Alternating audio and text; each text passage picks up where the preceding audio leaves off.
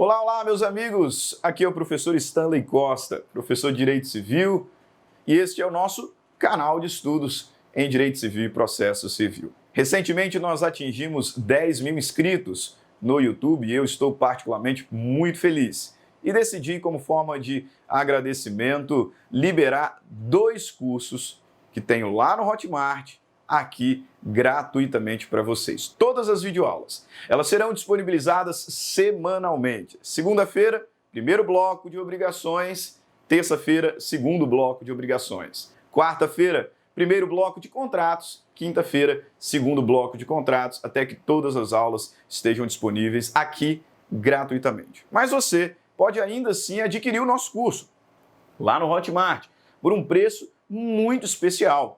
Mais de 50% de desconto. Ah, professor, mas por que adquirir o curso sendo que as aulas serão disponibilizadas gratuitamente aqui no YouTube? Simples, porque adquirindo o curso você terá acesso a todas as aulas elas já estão gravadas e disponíveis na plataforma. Segunda razão, você terá acesso ao nosso super material didático.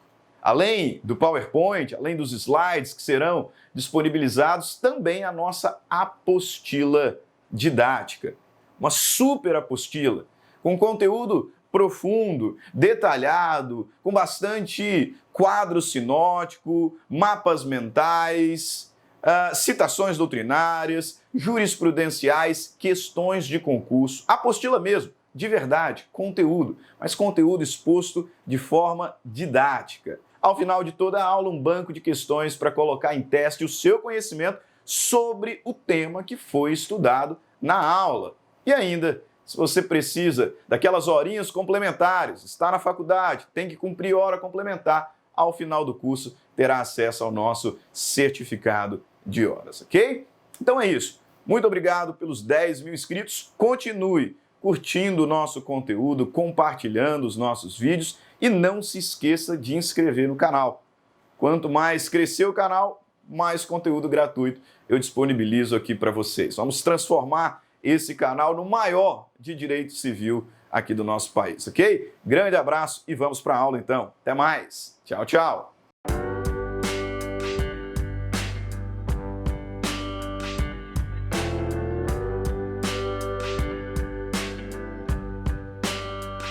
Olá, olá, meus alunos! Estamos de volta para mais uma aula do nosso curso objetivo de Direito Contratual e hoje nós vamos concluir um momento muito importante dentro do nosso conteúdo programático.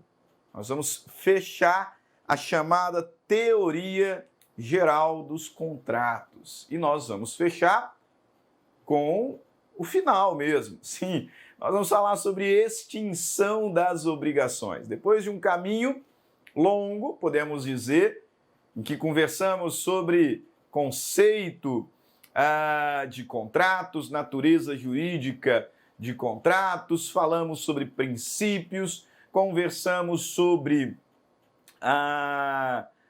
sobre requisitos, sobre a formação do contrato, falamos sobre intervenções eventuais de terceiros, vício redibitório, evicção. Chegamos ao fim. Vamos agora conversar sobre os meios de extinção do contrato, porque a partir da próxima aula começaremos a trabalhar alguns contratos em espécie, começando pelo mais importante deles, o contrato de compra e venda, ok? Vamos então falar sobre a extinção contratual. E apenas para fundamentar a nossa aula, porque normalmente quando buscamos na doutrina, o capítulo sobre extinção contratual, há uma certa variação, não vou dizer divergência, mas há uma certa variação. Alguns doutrinadores explicam algumas formas, outras não, organizam de uma certa maneira, outros organizam de outra maneira, enfim. Então, só para fundamentar aqui a nossa aula, começo com esse quadrinho, em que eu apresento quais são as formas de extinção que serão conversadas na aula de hoje. Primeira delas, a extinção normal, que que se dá pela execução, pelo pagamento, a extinção anormal por fatos anteriores, onde teremos nulidade, cláusula resolutiva, direito de arrependimento, extinção por fatos posteriores à celebração, resolução e resilição, e a extinção por morte. Tá? Então, eu costumo dividir, principalmente com base na doutrina do professor Flávio Tartucci, por quem tenho grande apreço, a extinção do contrato em extinção normal e anormal. E na chamada extinção anormal, anormal por fatos anteriores à celebração do contrato ou por fatos posteriores ou concomitantes à celebração do contrato. E, por fim, a extinção por morte no caso dos contratos personalíssimos. Quando eu falo aqui em extinção normal, eu me refiro à extinção que produz satisfação do credor.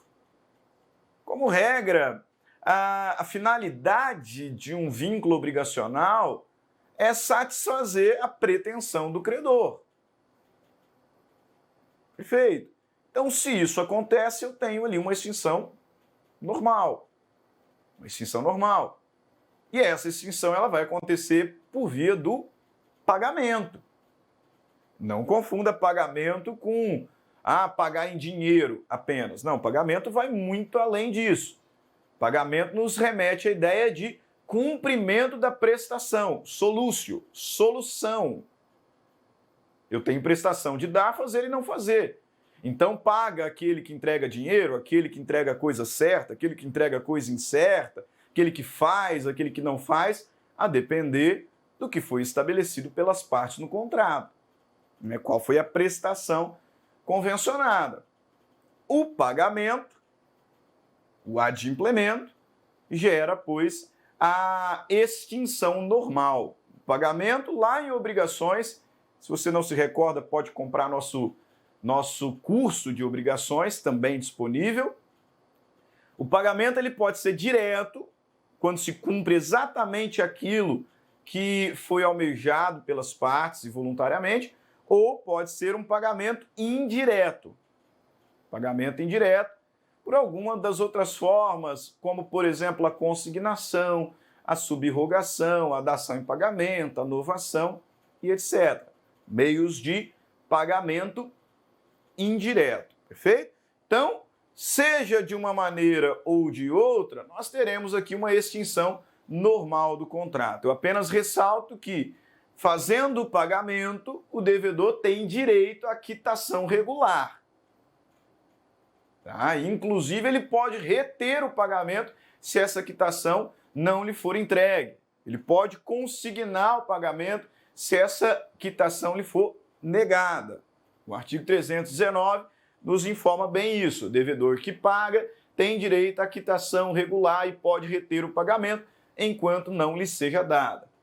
Sobre quitação, nada mais do que aquele recibinho, Olha quais são os requisitos da quitação regular. A quitação regular, que sempre poderá ser dada por instrumento particular, designará o valor, a espécie da dívida, o nome do devedor ou quem por este pagou, o tempo, o lugar e com a assinatura do credor ou seu representante. Então, nada mais que aquele típico recibo para que o devedor possa fazer prova de que o pagamento foi devidamente realizado.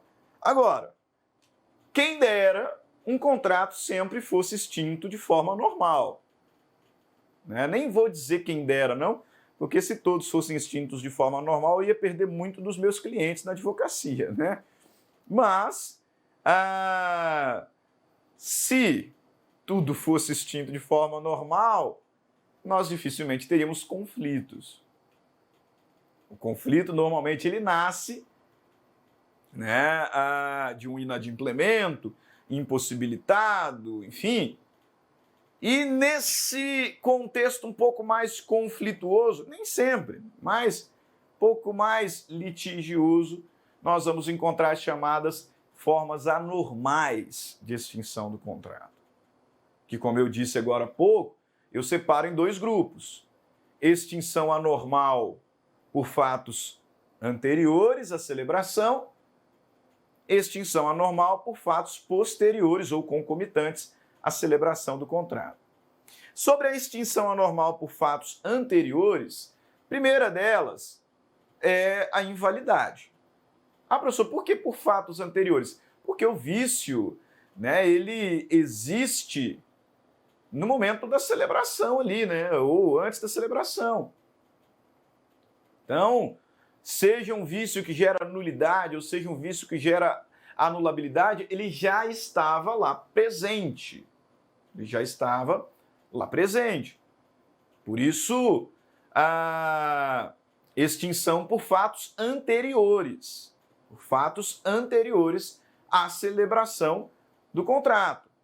Ok? Só para refrescar a sua memória, porque o nosso objetivo não é aprofundar nesse ponto especificamente, que é estudado na parte geral, a nulidade ela pode ser absoluta ou relativa. E nunca confunda nulo e anulável, hein? Nunca. Nulidade absoluta, nulo, possui aqui algumas características. Produz efeitos ex tunc, não se subordina a prazo prescricional ou decadencial, porque ele não convalesce pelo tempo. Pode ser requerida por qualquer interessado, pode ser arguida por qualquer interessado ou pelo Ministério Público quando lhe couber intervir. O juiz deve reconhecer de ofício a nulidade absoluta. Por quê? Porque o vício presente é um vício que viola a ordem pública, que ofende a ordem pública. Então as consequências são mais drásticas. E nós temos um rol exemplificativo de nulidade absoluta no artigo 166, complementado pelo 167. O legislador, no artigo 166, vai nos apresentar aqui diversas causas de nulidade absoluta. Ele diz, por exemplo, que é nulo o negócio celebrado por pessoa absolutamente incapaz, quando o objeto for ilícito, impossível, indeterminável, quando o motivo determinante a ambas as partes for ilícito, quando a forma exigida por lei não for cumprida, quando faltar alguma solenidade que a lei exige como essencial, quando tiver por objetivo fraudar a lei imperativa e sempre que a lei disser que é nulo, como no artigo 67, onde o legislador nos informa que é nulo o negócio jurídico simulado. Perfeito? Então, nulidade do contrato. Não confunda com a nulidade relativa, que é a chamada anulabilidade. Os efeitos, as características, as consequências da anulabilidade são menos graves, né? De forma bem objetiva aqui, podemos sustentar que o negócio jurídico anulável produz efeitos ex nunc, embora, né, tenha ali algumas discussões, né, algumas situações práticas em que mesmo anulável produz efeito ex tunc, não vou entrar nesse mérito. O negócio anulável se sujeita a prazo decadencial, normalmente de 4 anos, artigo 178 do Código Civil, mas quando não houver previsão na lei, né, a lei indica que é anulável, mas não me diz o prazo será de 2. E com relação à legitimidade, ela é mais restrita. Normalmente, só uma pessoa poderá alegar a anulação de um negócio jurídico, que é a pessoa prejudicada. Normalmente, então a legitimidade ela será mais restrita quando nós comparamos com o negócio jurídico nulo. Rol exemplificativo de anulável, no artigo 171, é anulável o negócio jurídico celebrado por relativamente incapaz, celebrado mediante vício de erro, dolo, coação, estado de perigo, lesão e fraude contra credores. Regra geral, o prazo será de 4 anos, em todos esses casos ele só muda o início da contagem. Se a lei diz que é anulável, mas não indica o prazo será de 2 anos, artigo 179, beleza? Aqui eu passei bem mais rápido, por quê? Porque vocês já estudaram a teoria da invalidade lá na parte geral. Então, o nosso foco é apenas identificá-la como uma situação de extinção anormal do contrato por fato anterior. Ok? Além da nulidade, seja relativa ou absoluta, nós também temos a chamada cláusula resolutiva. Cláusula resolutiva. E eu vou aqui te dar uma dicasinha para entender essa ideia de resolutivo. Resolutivo, resolver me remete à extinção. Tá? E essa ideia de resolver, na imensa maioria das vezes, estará relacionada a inadimplemento. Inadimplemento. Ok? Inclusive, né, daqui a pouquinho nós vamos falar sobre a resolução, que é uma causa posterior. Uma causa normal de extinção posterior à celebração do contrato. Resolução, resolutiva, as duas vão ter aqui esse ponto comum. Qual? Inadimplemento.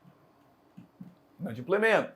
Então, essa expressão apareceu, você já pode imaginar ali a prestação foi descumprida. Até existe a resolução por onerosidade excessiva, vamos conversar sobre ela, mas normalmente essa palavra vai nos remeter, aqui nesse contexto, a uma ideia de descumprimento obrigacional. Perfeito? Nesse momento, veja bem, o que acontece na extinção pela cláusula resolutiva? O que acontece? Uma das partes descumpriu a sua obrigação. E por conta disso, a outra quer o fim do contrato. Essa é a ideia. Uma das partes descumpriu a sua obrigação. E esse descumprimento, esse inadimplemento voluntário, gerou a extinção do contrato.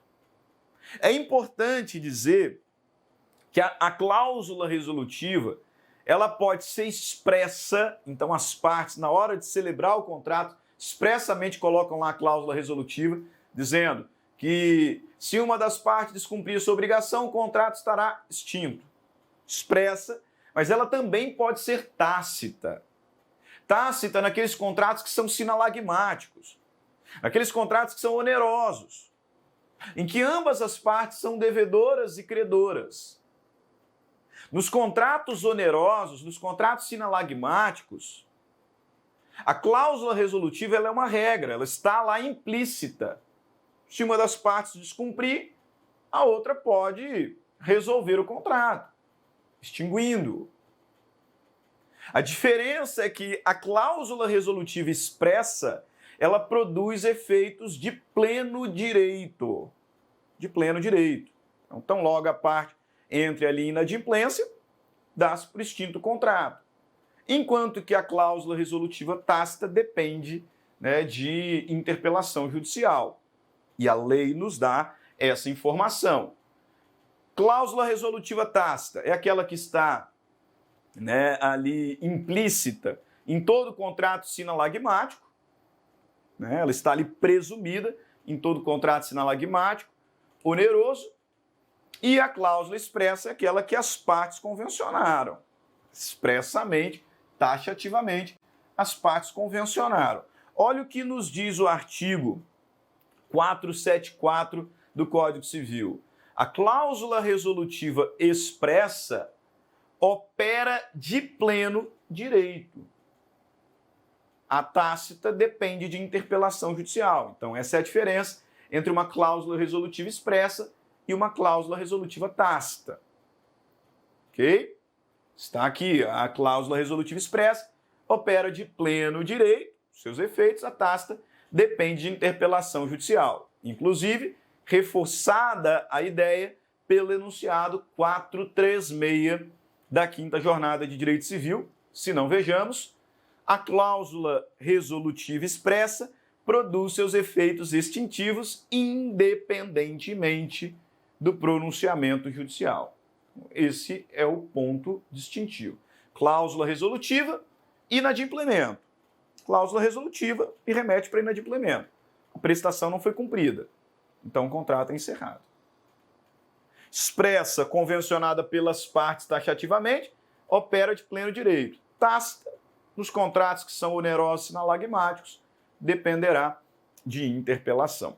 Agora, é óbvio É óbvio que nós estamos aqui diante de uma situação que é alternativa para o credor.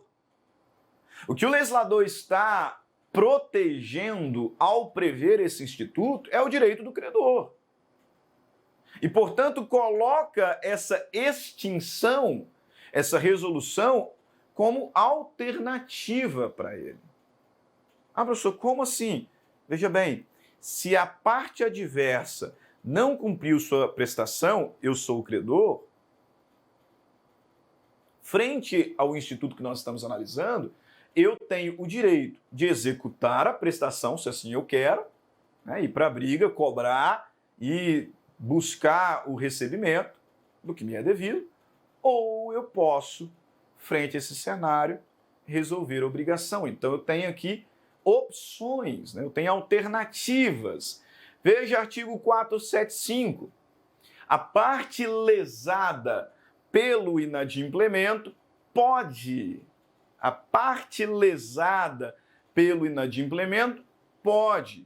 pedir a resolução do contrato.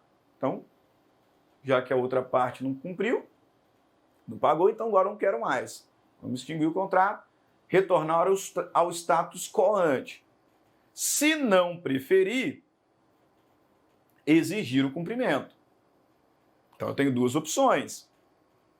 Enquanto credor, exigir o cumprimento ou pedir resolução e retornar ao status quo.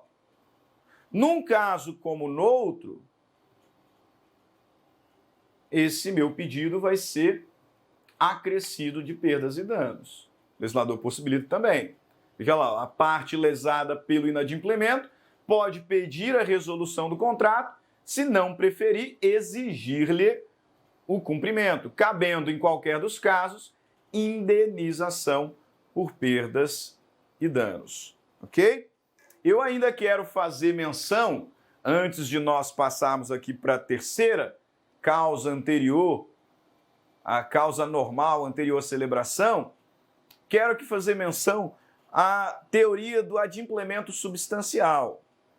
Tá? Ela é adotada vez ou outras nas nossas cortes superiores. E por essa teoria do adimplemento substancial, nós temos o quê?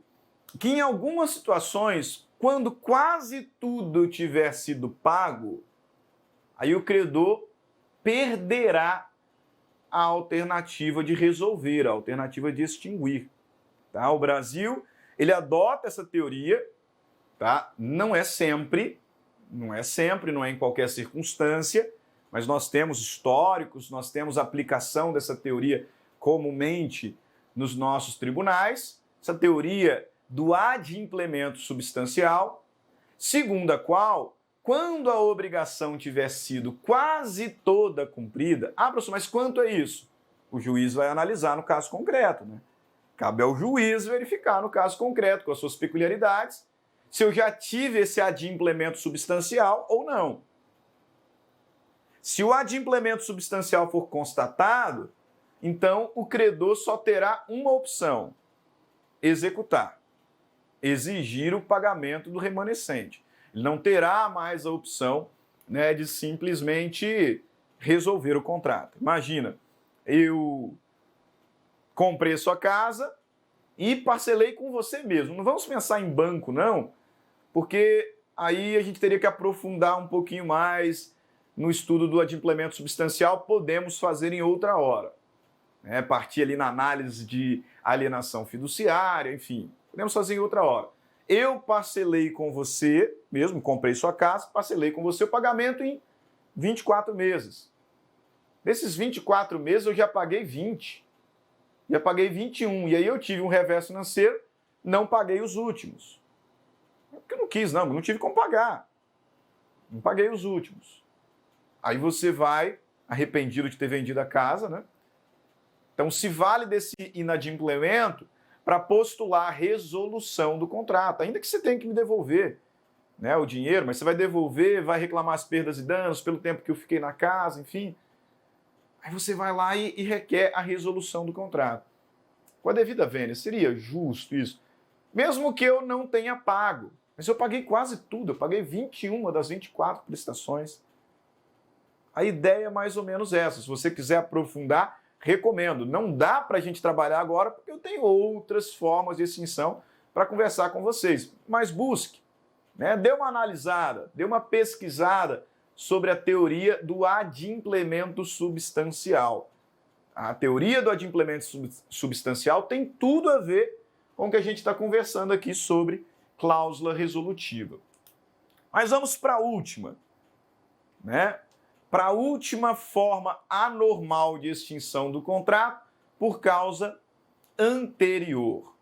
A última forma anormal de extinção do contrato por causa anterior é o chamado direito de arrependimento. E primeira característica que eu preciso destacar acerca do direito de arrependimento é que ele tem que ser convencionado pelas partes. Ele tem que ser convencionado pelas partes. Grave isso. Ok? A cláusula resolutiva, eu falei, ela pode ser expressa ou tácita. Cláusula resolutiva pode ser expressa ou tácita. Se expressa, opera de pleno direito, se tácita, precisa de interpelação judicial. Direito de arrependimento tem que ser convencionado. Tá? Não existe direito de arrependimento tácito, direito de arrependimento presumido. Não. Direito de arrependimento tem que ser convencionado pelas partes. Grave aí essa característica, ok? Então ele depende de previsão expressa. E basicamente o que acontece aqui é o seguinte: as partes, ao convencionarem um contrato, elas convencionam também o direito de qualquer uma delas desistir sem maiores consequências. Direito de se arrepender, o direito de colocar fim ao contrato, sem que eu responda por perdas e danos. Porque lá na cláusula resolutiva, se eu descumpro, eu vou ter que arcar com as perdas e danos, né? Então, prevendo a possibilidade de desistir da avença, vou lá e convenciono o arrependimento. A gente vai celebrar o contrato, esse contrato ele vai se projetar no tempo, então eu quero aqui convencionar contigo o direito de arrependimento. Se eu desistir, eu posso pôr fim ao contrário. Se você desistir, você pode pôr fim ao contrário. Ah, professor, mas isso é estranho, né? Porque o contrato ele é regido pelo princípio da força obrigatória. O contrato faz lei entre as partes. O contrato faz lei entre as partes. Convencionar direito de arrependimento é abrir mão da obrigatoriedade. Sim, pode parecer estranho num primeiro momento, senhores, mas não é tão, não. Tá? E não é tão incomum. O que acontece é que, normalmente, esse direito de arrependimento ele não virá sozinho. Porque talvez pareça para você ilógico alguém convencionar o direito de arrependimento. Mas não é estranho. Porque, normalmente, quando se convenciona direito de arrependimento, virá com ele também a convenção de arras penitenciais. Você se lembra o que são arras penitenciais? Arras é o famoso sinal. E aí nós temos as arras confirmatórias e as penitenciais, né? Veja bem, quando a gente fala em arras penitenciais, nós estamos tratando daquele sinal que é pago exatamente para eu ter direito de querendo me arrepender. Então imagine quando vou celebrar uma promessa de compra e venda de um imóvel com um determinado proprietário, mas eu não tenho dinheiro para pagar de uma vez. Então eu quero celebrar a promessa de compra e venda para amarrar o negócio, para garantir aqui o negócio, e eu vou agora em busca, né, de um financiamento, em busca de um empréstimo, tentar vender um terreno que eu tenho ali. Mas vai que eu não consigo vender esse terreno, vai que eu não consigo esse empréstimo, porque eu descobri que tem lá uma negativação, meu score foi lá embaixo. Vai que eu não consigo. Mesmo sendo um contrato preliminar, eu estaria obrigado a celebrar o definitivo num valor de R$400 mil e eu não tenho como pagar. Então, prevendo esse cenário, o que eu faço? Eu celebro o contrato preliminar, E no momento de celebrar, eu digo aqui, olha, mas vamos convencionar um direito de arrependimento, porque se eu não conseguir o financiamento, eu quero ter o direito de desistir. A outra parte, falou assim, ah, tá, e aí eu vou ficar via navios? Não, eu vou te dar um sinal, eu vou te dar R$5.000 de sinal. Se eu sair e não conseguir meu empréstimo, não conseguir meu financiamento, eu vou exercer o direito de arrependimento, mas perco o sinal. Por isso que as arras são penitenciais, que é como se fosse uma sanção. O sinal que eu dei, eu vou perder ao exercer o direito de arrependimento, mas não responderei por nenhuma outra perda e dano. Não responderei por eventuais perdas e danos a mais, só pelo sinal. E a outra parte, aquela que recebeu, caso se arrependa, terá que me devolver o sinal dobrado, mais o equivalente. Então, o direito de arrependimento a gente convenciona, vale para os dois, eu posso me arrepender, você pode se arrepender, só que se eu me arrepender, eu perco o sinal que dei. Então, eu vou ficar lá sem os 5.000. Se você se arrepender, você devolve os 5.000 mais 5, mais o equivalente. Por isso que o direito de arrependimento, embora num primeiro momento possa parecer um pouco estranho, não é não. Não é não. Acontece e acontece bastante, especialmente nesse contexto imobiliário, nesse contexto de compra e venda de imóveis. Olha o que o legislador nos diz para concluirmos aqui rapidinho o nosso primeiro bloco. Artigo 420. Se no contrato for estipulado o direito de arrependimento para qualquer das partes, as arras ou sinal terão função unicamente indenizatória. Nesse caso, quem as deu perdê-las-á em benefício da outra parte e quem as recebeu devolvê-las-á mais o equivalente. Em ambos os casos, não haverá direito de indenização suplementar. Completo aqui para encerrar, tá? Chamando a sua atenção para não confundir o direito de arrependimento do nosso Código Civil com aquele direito de arrependimento do CDC para compras feitas fora do estabelecimento. Não confunda, ok? Vai lá, toma sua água e volta para o nosso segundo bloco da aula 8.